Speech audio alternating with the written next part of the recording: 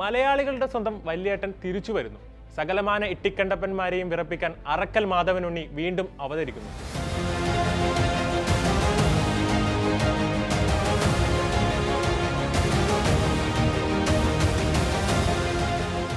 മലയാളിയും ഓണവും വല്യേട്ടനും തമ്മിലുള്ള ബന്ധം പറഞ്ഞറിയിക്കാവുന്നതിലും അപ്പുറമാണ്. ഉത്രാട ദിനത്തിൽ ടി.വിയിൽ വല്യേട്ടൻ കാണാതെ മലയാളികൾക്ക് എന്തോണം എന്നതായിരുന്നു വർഷങ്ങളായുള്ള അവസ്ഥ. എന്നാൽ ആദ്യമായി ഈ കഴിഞ്ഞ ഓണത്തിന് മാധവനുണ്ണിയും അനിയന്മാരുമില്ലാതെ മലയാളികളുടെ ഉത്രാട ദിനം കടന്നുപോയി. ആ സങ്കടം തീർക്കാനാണ് അറക്കൽ മാധവനുണ്ണിയുടെ ഈ എൻട്രി. പക്ഷെ ടി.വിയിലല്ല. 24 വർഷങ്ങൾക്ക് ശേഷം ഈ നവംബർ 29-ന് വല്യേട്ടൻ തിരിച്ചു വരുന്നത് തിയേറ്ററുകളിലേക്കാണ്. ഈ ഇടയായി തിയേറ്ററുകളിൽ റിലീസ് പടങ്ങളെക്കാൾ കൂടുതൽ റീ റിലീസ് പടങ്ങളാണ്.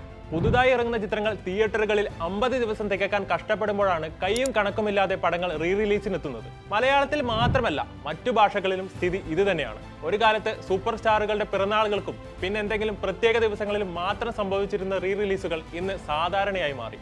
മണിച്ചിത്രത്താഴ്, ദേവദൂതൻ, സ്ഫടികം, അൻവർ, പാലേരി മാണിക്യം എന്നിവയാണ് മോളിവുഡിൽ ഇതുവരെ റീ റിലീസിനെത്തിയ സിനിമകൾ. ആ ഒരു കളത്തിലേക്കാണ് വല്യേട്ടനും കാലുവെക്കുന്നത്. എന്നാൽ റീ റിലീസ് ചെയ്ത പടങ്ങൾ ലാഭമുണ്ടാകുന്നുണ്ടോ? പ്രേക്ഷകരുടെ മുമ്പിലേക്ക് വീണ്ടും എത്തിയ പടങ്ങളിൽ കൂടുതലും ലാലേട്ടന്റെ ക്ലാസിക്കുകളാണ്. സ്ഫടികം, മണിച്ചിത്രത്താഴ്, ദേവദൂതൻ ഇവയെല്ലാം പ്രേക്ഷകർ ഇരു കൈയും നീട്ടിയാണ് സ്വീകരിച്ചത്. എന്നാൽ 14 വർഷങ്ങൾക്ക് ശേഷം വന്ന പൃഥ്വിരാജിന്റെ അൻവറും 15 വർഷങ്ങൾക്ക് ശേഷം റീ റിലീസ് ചെയ്ത മമ്മൂക്കയുടെ പാലേരി മാണിക്യത്തിനും തിയേറ്ററുകളിലേക്ക് ആളെ കയറ്റാനായില്ല. അവിടേക്കാണ് വല്യേട്ടന്റെ റീ എൻട്രി എന്നത് ശ്രദ്ധേയമാണ്. പണ്ട് പുറത്തിറങ്ങിയ നല്ല സിനിമകളെ കുറിച്ച് കേട്ടിട്ട് മാത്രമുള്ള ഒരു തലമുറയ്ക്ക് റീ റിലീസുകൾ ഒരു പുത്തൻ തിയേറ്റർ അനുഭവം തന്നെയായിരിക്കും. ഡിജിറ്റലായി പുനർനിർമ്മിച്ച സിനിമകളുടെ പതിപ്പ് തീർച്ചയായും പ്രേക്ഷകരെ പഴയ കാലത്തേക്ക് തിരികെ കൊണ്ടുപോകും എന്നതിൽ സംശയമില്ല. കളി ഇവിടെ അവസാനിക്കുന്നില്ല.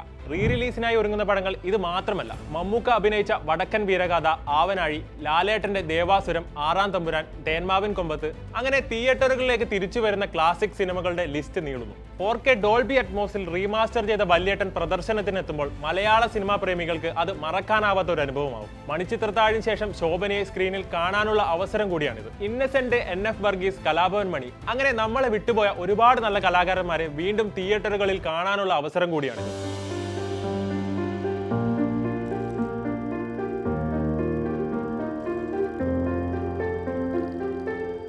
ആടുതോമയും ഡോക്ടർ സണ്ണിയും വിശാൽ കൃഷ്ണമൂർത്തിയെയും വീണ്ടും സ്വീകരിച്ച പോലെ മലയാളികൾ അറക്കൽ മാധവനുണ്ണിയെ സ്വീകരിക്കുമോ എന്ന് കണ്ടറിയാം.